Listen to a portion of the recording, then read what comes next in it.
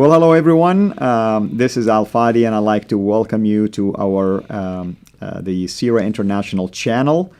As always, we like to do video series on very important topics that can help our ministries among Muslims, and also hopefully help our Muslim friends open their eyes to some of the facts about their own teachings that they are totally unaware of. And if you recall, about a year ago, myself and Dr. Jay Smith did a number of video series. One of those was on the Quran, and we called it The Quran's Many Problems. And I am so excited to tell you that my dear brother, Dr. Jay Smith, is with me here in studio. Jay, welcome. Well, it's good to be back again, Al, after a whole year away. This is going to be fun, these next 2-3 days. Amen. Amen. So let us explain to people the nature of this particular video series. Today, we are going actually to showcase a book that dealt with a number of corrections in the Quran.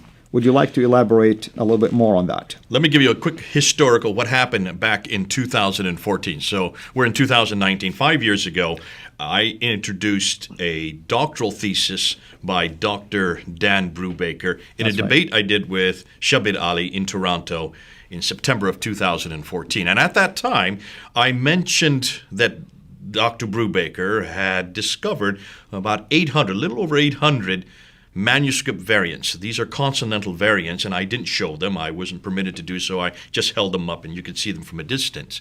Now, that was 5 years ago that we introduced that. Correct. Since that time, many Muslims have tried to respond to that, and they've tried to confront that. That video itself has gone viral. Just on one site, over 500,000 people have watched that video. And give us a taste of some of the responses from Muslims on that. Well, the biggest response that's come back is that Jay doesn't know what he's talking about. And that's why I now have you here. It's great to have you on board because I'm not an Arabist. It's an honor, brother, to serve with you. Listen, Al-Fadi, you're an Arabist. This is your mother tongue, is it not? That is correct. That is correct. You're from Saudi Arabia, am I correct? That's where I was born and raised. I'm a former Muslim from Saudi. I speak Arabic. I studied the Quran. I even went to an Islamic university for a while. Though you speak beautiful English and you have even an American accent, your mother tongue is Arabic. That is correct. And you also speak the Qurayshi Arabic, which is the dialect that we're looking for. Well, I mean, I read the Quranic, basically Arabic, which is known as to be the Qurayshi in general, basically. You can't really get better than you when we're on the topic that we're going to be discussing today. Well, it's an honor to serve. It is an honor, and this is why it's so good that the two of us can be work together in tandem. But what we want to do today, and this is what has been the biggest criticism concerning Dan's material, concerning his not only his doctoral thesis, but this belief that there were changes or corrections or variants to the canonical text. That's right. And by the way, I mean, I myself was also so pleased to see some of his work because this is much needed work. Because no one ever ventured into the idea that there could be some changes and corrections done, not just to the Quran today, but the earlier Quranic manuscripts. Now, back in 2014 when we introduced this, and even a year ago when you and I actually started unpacking this, the recurrent rebuttal to this is nothing more than qira'at. This is nothing more than ahruf. We're going to go into that today, so I don't want to really talk too much about it at the beginning. But we're going to dispel that. We're going to show this has nothing to do with qira'at. This has nothing to do with ahruf. Explain what we're even talking about there. That's right. Define the term. What does qira'at when we're talking about qira'at, this is a term that was used or actually introduced later on in the process of transmitting the Quran. And here is what happened. For instance, let's use the example of the second recension of the Quran by Uthman. The reason why it was done is the claim that people read in the Quran in different dialects, qira'at, okay? So the people of Kufa were reading it one way, the people of Basra were reading it another way, the people of Damascus were reading it this way, the people of Mecca and Medina reading it in a different way, which is normal today, by the way. I mean, you can speak Arabic in different dialects, but there is classical Arabic. So we're talking about the dialectical form of the Arabic. So apparently, at that time, it caused a problem because when you take a word and you read it in your own dialect, it could be read differently, pronounced differently, or even meant a whole different story. So that's what we're talking about. This is what most Muslims think we're talking about here. We're going to destroy that today. Yeah. This has nothing to do with dialectical differences. But I don't want to get into it, as I said earlier. Let's now go back and let's see, why is it that this material that we're going to introduce, primarily this book that we're going to introduce, this is the book that's coming out, will be out by the time let's these show it to the audience right now. If I'll put it right up here so you can read it. If you read the title, it's 20 examples of correction in early Quran manuscripts. Right. If you can lift it up again so that let me just put it up there so you can see it. There you go. You can then, there it is. This is the book that's coming out. Now, this is nothing more than a PowerPoint example. This is not the actual book. That's right. It will it's still be published. in the works. We have been given a pre-published copy. You have got it. I have got it. That's Dan right. Brubaker is working with us on it. We're actually helping him before he gets it out. What we want to do is we want to unpack this book. We want to show what we have been trying to say for the last 5 years and what Muslims have not got. To do that, we need to do a little background. Absolutely. And I'll just let people know that if you watched our previous series about the Quran's many problems, you've probably been exposed to some of this background, but it's important for us to repeat it again and build a foundation for this particular series. So let's go back. What did we say last year? Well, what we said is that there are 4 claims that every Muslim makes about this book, the Quran. This is the Quran right here. This is what everybody is looking at. And when I say Quran, I'm talking about the Arabic, this part, That's right. not the English That's right. translation. Please, when you Muslims are hearing us, we're not talking about any translation. We're not talking about any other language. We're talking about the Arabic Quran. In this book, which is from Hilali and Khan, which is the most popular That's edition in the English language, the English translation, they don't believe it can be translated. It's nothing more than an interpretation of the noble meaning. Or the interpretation. But it is the Arabic text that we're going to get at. This is known as the Hafs text, H-A-F-S, Hafs. We're going to unpack that and show why that's the Hafs significant. reading, basically. The Hafs reading, which was canonized in 1924, 95 years ago. Now, we're going to show this book here. And what we said, this book for Muslims. Now, not every Muslim listening today will agree with everything that Al and I are going to say. Nonetheless, I don't think any Muslim will disagree with these 4 points. And I introduced these 4 points back in 2014. Number 1, the first point is that this book is eternal. It has never been created. Am I correct? That's what the Muslims believe. Every Muslim believes that, and they have to. Why? There was an argument even at the early era of Islam, because there was a group in Mu'tazila that they believed that actually the Quran was created. They were struggling with that, and there was a problem. And why is the problem? What's the problem? What is it that the Mu'tazilites came up with? The difficulty was, if it is uncreated, that means there is a duality. That's right. How can you have a book that is co-eternal with God himself, if Allah is one? If you believe in absolute oneness. Talk about Trinity. There's a duality right there, and I'm glad I don't have to defend that. You can see why actually, the Mu'tazilites. I will make a case that it's triune, because you incarnated into a book now in writing. And there's also Ruh Allah, which is in chapter 59. You can see that the Ruh Allah also then destroys that. I'm sorry, chapter 50, verse 16.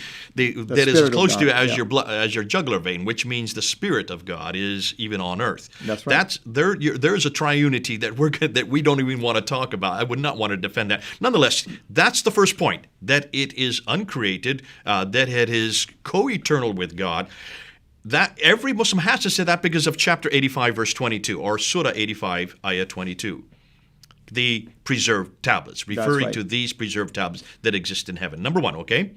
Number 2, every Muslim would have to agree, whether they are radical, whether they are nominal, whether they are liberal, whether they are in any one of these 3 categories, they will all, well, maybe not the liberals. The liberals are now moving away from this belief that this book was sent down to a man named Muhammad between 610 and 632 AD.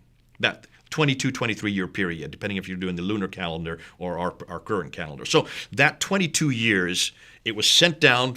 The Meccan material was sent down between 610 and 622, and then from 622 to 632, you have the Medinan. Correct. Okay, that's number 2. Number 3 is that this book did not get compiled during the time of Muhammad because it was not written down on any codex, any codified form. It was first written down during the time of Abu Bakr in around 632, 634.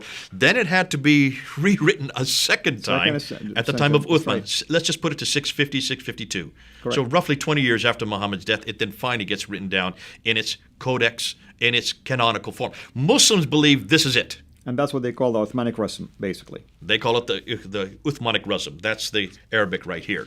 And then number 4, that this text that I'm pointing to right here is exactly the same that was canonized in 652, exactly the same that was revealed to Muhammad between 610 and 632, and is exactly the same that exists in those preserved tablets. Preserved tablets, exactly. Now, can you see, when we introduced this a year ago, we asked the same 4 questions that I asked in 2014.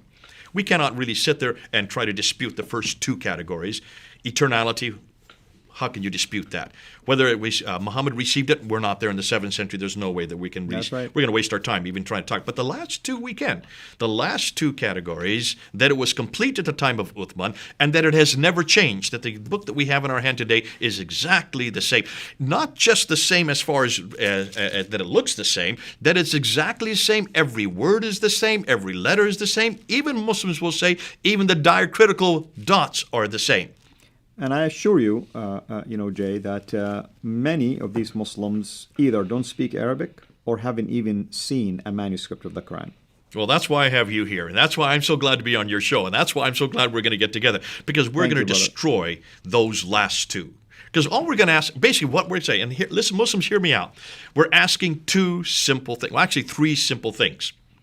Show us one Quran, one of this manuscript from this book, that you can date to the 7th century, to around 652, the time of Uthman, that is complete. That means it has 114 books, 114 chapters, 114 surahs, right, and is unchanged.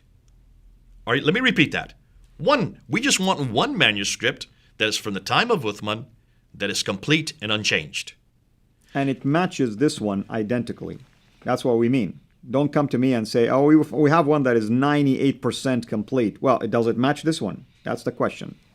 Now, the comeback is, we have the Topkapi, which is in Istanbul. That's complete and unchanged. We have the Samarkand, which is in Tashkent in Uzbekistan. That is complete and unchanged. But the Topkapi is not complete. It's still 90. Okay, we're going to talk about that. We're going to show that not any of these Qurans, whether they go to the Husseini manuscript, which is in Cairo, whether they go to the Petropolitanus manuscript, which is in Paris, whether they go to the Matl manuscript, the 2165 manuscript that is in the British Museum, British Library, or whether they go to the most important, which is the one you are doing your doctoral thesis, the Sana'a manuscript. Exactly. And I just let me repeat this. Even if you come back and tell me it's 99.9% complete, it's still not complete. That's the point I want to make. We're not satisfied with 99.9, right, because that's not the claim they're making. They're claiming every bit of the Quran is there, all 114 surahs.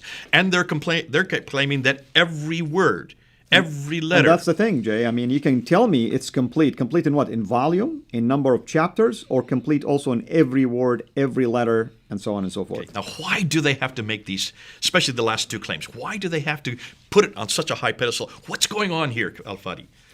Textual criticism. Okay, what is textual criticism? Define what you just said. Well, it's basically you take any manuscript and you try to trace the readings, and try to age it and to try to find a family of manuscripts that matches that, and you can even find changes in it. You can find variant text readings, and so on and so forth. The Bible has been open for this criticism for many years. You have just said in the last 20 seconds is gobbledygook to 99% of Muslims that talk to me.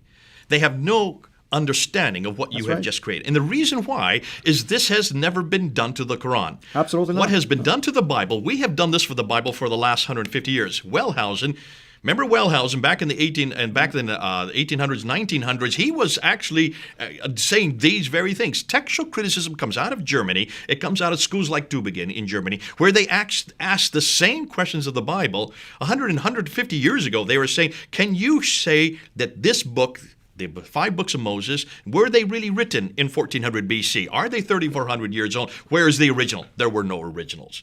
Right. That was a very good question. Even though it scared an awful lot of Christians then, it still scares an awful lot of Christians today. It doesn't scare you and me. Why not? Because we have thousands of these manuscripts and we can trace things back with accuracy. But we never make this claim. There's not one Christian that would say that we have the originals. I have never, in all my seminary years, I've never heard any professor say that we have the original Moses, books of Moses, or even any of the Old Testament. Remember, the Old Testament, Malachi is the last book. It was written 400 years before Jesus even appeared on earth. Nobody would claim that we have the originals. Because if you do that, you shoot yourself in the foot Absolutely. Do we even have the originals of the New Testament? No, but we don't have any originals. Similar things. We have complete, actually. So we would never make the claim that the Muslims are making. Let's make that. Are you listening, Muslims? That's right. We would never make the claim about our Bible what you're making about your Quran. But therefore, we have to be careful that we are not asking the same questions. See, even though these questions came out in the 1800s and 1900s, and by 1905, it just filtered down into the seminaries, it filtered down into the churches, it basically destroyed the church in Europe. Absolutely. And, we're almost like approaching the end of our introduction, basically, episode. But what I want to say, here's the beauty about this, is that I can simply tell the Muslims that the Quran, that supposedly appeared 600 years after the New Testament, had no problem quoting from there, and never once says that the book is corrupt as our Muslim friends would want us to believe. Yeah. And we could do a whole episode just on chapter 10, verse 94, chapter 21, verse 7, chapter 4, 136, all the way. Let's end with this thing. Yeah. The Bible is not making the claims the Quran is. The Quran is claiming eternality. The Quran is claiming sent down to a man named Muhammad. The Quran is, and the Muslims are claiming that it was completed by the time of Uthman in 652, and the Muslims are claiming that it's not changed. Now, we're going to take those two apart as we go and unpack this book. So that's what's coming. That's what's coming. We are going to unpack these 2 points, and we're going to go through this book by Dr. Daniel Brubaker to be able to make the case. And we're just going to talk about 20 of them. There are 4,000 we could go to. One is more than enough, right? Because even one will destroy. Right. Because you told me it's claims. complete and it's perfect and it's preserved and it's uncreated and it matches what's in heaven. So we just proved to you that that's not the case. Listen, this is going to be fun. It's going to be great because not only do we have an Arabist on board who can actually read the text and see where the changes are. We're going to show you why this destroys the Quran, because all we need to do is confront those last 2 claims to show that there has an enormous amount of changes. And if there are changes, that means there's human intervention. Amen. There's human intervention. Well, with that, basically, I'm hoping that we have whet your appetite for what is expected to come. As always, we're blessed to have Dr. J. Smith with us. And we are also blessed to have scholars like Dr. Daniel Brubaker, who are literally sticking their neck out there by making a research like this. Even though he's an academician, he really has no intent to attack or anything like that. He's just doing a research, a scholarly research like many others. And our job here is to present and showcase some of these findings really for the benefit of our Muslim friends. And I'm hoping that if you're not a Muslim and you are engaged in a Muslim ministry, that you would use some of this material in your witness to them and evangelism. And until we meet next time, have a blessed day. Thanks for watching. Make sure to like and subscribe. Also, hit the bell so that you don't miss future videos. And please consider becoming a patron at patreon.com/Sira International. And together we can introduce Muslims to the gospel of Jesus Christ. Thank you.